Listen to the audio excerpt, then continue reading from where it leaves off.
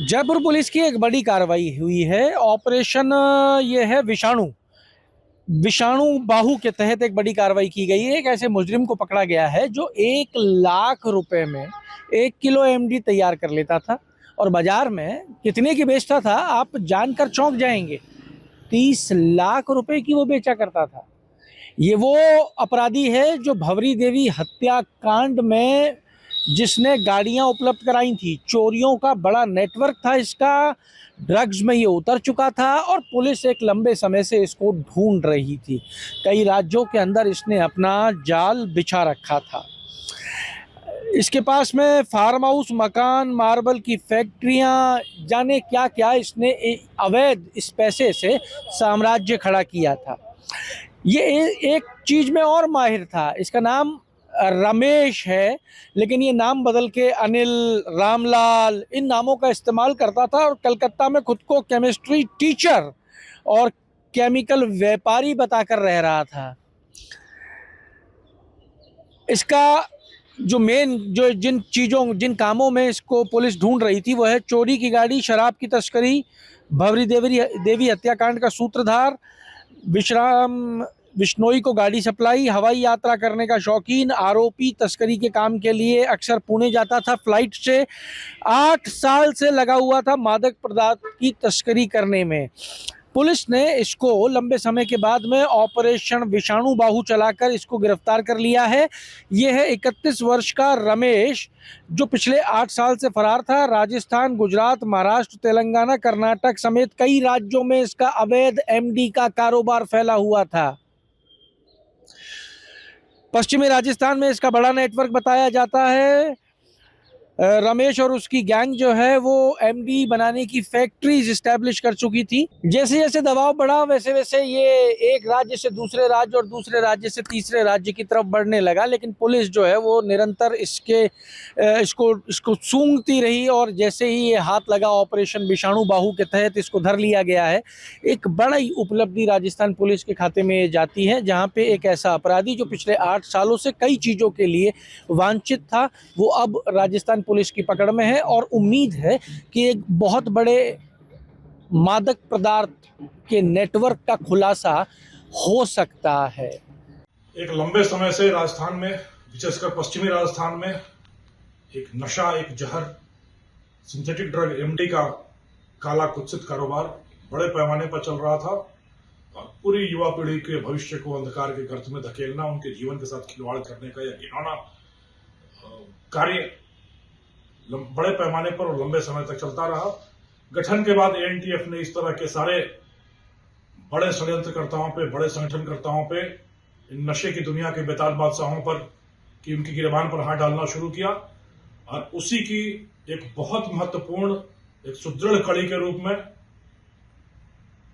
Operation विषाणु बाहु चलाकर पूरे राजस्थान में एमडी के धंधे का सबसे बड़ा मुख्य सूत्रधार स्वयंभू सरगना रमेश उर्फ रामलाल उर्फ अनिल पुत्र सोहनलाल निवासी धोरीमन्ना बाड़मेर को बड़े नाटकीय अंदाज में एक फिल्मी तरीके से चले बड़े विशद अभियान के बाद, एक लंबे समय की मशक्कत के बाद, पश्चिम बंगाल के कोलकाता में न्यू टाउन इलाके में उसके ठिकाने से हावड़ा पुलिस के सहयोग से गिरफ्तार करने में एक बड़ी सफलता अर्जित की है।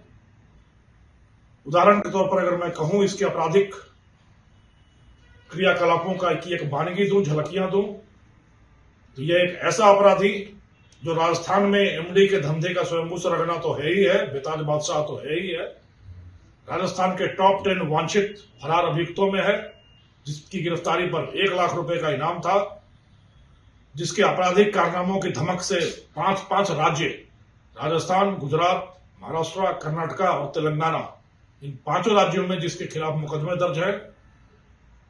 31 वर्ष की उम्र में करीब 3 दर्जन, उम्र से ज्यादा 3 दर्जन मुकदमों में शामिल रहा। हाल फिलहाल जो बड़ी फैक्ट्रियां पकड़ी गई, जोधपुर के मोगड़ा इलाके में, बाड़मेर के सिड़वा इलाके में, सिरोही में, उन सब के कर्ता धर्ता सरगना के रूप में इसी रमेश का नाम सामने आता रहा। करीब 6 महीने तक चले अभियान के बाद छोटी सी एक सूचना कि यह कलकत्ता में हो सकता है। हवाई टिकटों की गवेषणा की गई। कभी एनटीएफ की टीमें काम की तलाश में राजस्थान से आने वाले मजदूर के रूप में रही, कभी गंगा सागर तीर्थ स्थान तक जाने वाले धर्मालु श्रद्धालु के रूप में ट्रेवल एजेंट से संपर्क किया और उसके माध्यम से इसके ठिकाने तक पहुंचकर इसको दबोचने में सफलता मिली। इस अपराधी की 31 साल की उम्र में 3 दर्जन प्रकरण अभी तक पता चल चुके हैं। करोड़ों की संपत्ति इसने एमडी के काले कारोबार से कमाई। एक ही टकसाल में, एक ही सांचे में ढलकर ये सारे कुख्यात तस्कर, कुख्यात सरगना बनते हैं। उसी तरीके से यह रमेश भी 12वीं की पढ़ाई में फेल होकर आवारागर्दी करता हुआ पहले इसने शौक के लिए गाड़ियां चुरानी शुरू की, फिर उन गाड़ियों की चोरी से रोजगार खोजा और शराब तस्करों को गाड़ियां देनी शुरू की, फिर खुद शराब तस्करी के धंधे में कूदा और फिर धीरे धीरे महाराष्ट्र जेल में जाकर एमडी के एक बड़े सरगना से संपर्क स्थापित करके धड़ाधड़ राजस्थान में एमडी की फैक्ट्रियां और उससे करोड़ों की कमाई शुरू की। शातिर इतना कि न तो अपने संपर्क सूत्रों के साथ सीधा मिलता, अलग अलग नाम रखकर, अलग अलग वेश बनाकर अलग अलग जगहों पर फरारी काटता, कोई मोबाइल, कोई सिम इस्तेमाल नहीं करता। उदाहरण के तौर पर कलकत्ता में जब यह था तो जिस फ्लैट में रह रहा था वहां यह केमिस्ट्री का टीचर और केमिकल का एक व्यापारी बनकर रह रहा था। कलकत्ता से अपना व्यापार बढ़ाने की बात कहकर वहां अपना रूप बना रखा था। पर कहते हैं कि बकरे की मां कब तक खैर मनाएगी। आखिर तुम्हारी मंजिल जेल की सलाखें, वहां तक तुम्हें आना ही है। थोड़ी देर भले लग जाए, पर कानून के हाथ इतने लंबे होते हैं कि उस हाथों की पहुंच से बड़ी लंबी गर्दन किसी भी अपराधी की नहीं हो सकती। यदि अपराधी डाल चलेंगे तो पुलिस बल पात चलेगा और देर आओगे और दुरुस्त आओगे। आना तो कानून के शिकंजे में पड़ेगा ही पड़ेगा। यह मुगालता पालना कि आप कानून से ऊपर हैं, आपकी गर्दन तो कोई हाथ नहीं डाल सकता, यह सिर्फ भ्रम है, वहम है, गलतफहमी है।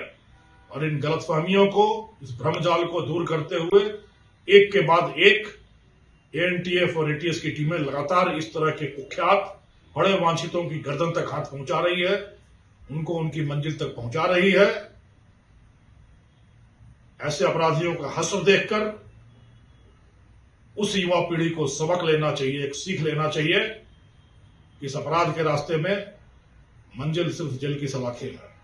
मायूसी और जेल की सलाखें, यही मंजिल होती है इस रास्ते की।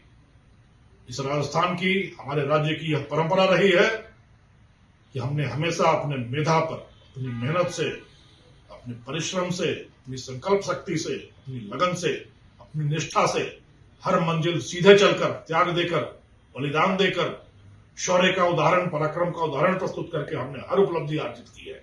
यही परंपरा है और यही परंपरा बदस्तूर कायम रहेगी। इस तरह के सारे समाज के कंटक जो हैं, जो बाईपास रास्ते से, शॉर्टकट के रास्ते से प्रसिद्धि पाना चाहते हैं, पैसा कमाना चाहते हैं, उन सब की मंजिल जेल की सलाखें हैं। माध्यम हमेशा राज्य की पुलिस रहेगी और इन अपराधियों को ध्वस्त करना, जमींदोज करना और नेस्तनाबूद करना, यह कार्य हम लोगों के हाथ में है। यह बदस्तूर जारी रहेगा और राजस्थान की धरती को, पाक धरती को कलुषित करने का यह जो कुत्सित प्रयास है, कभी सफल नहीं होने दिया जाएगा। राजस्थान नशा मुक्त होगा, स्वच्छ होगा, निर्मल होगा और स्वच्छ होगा।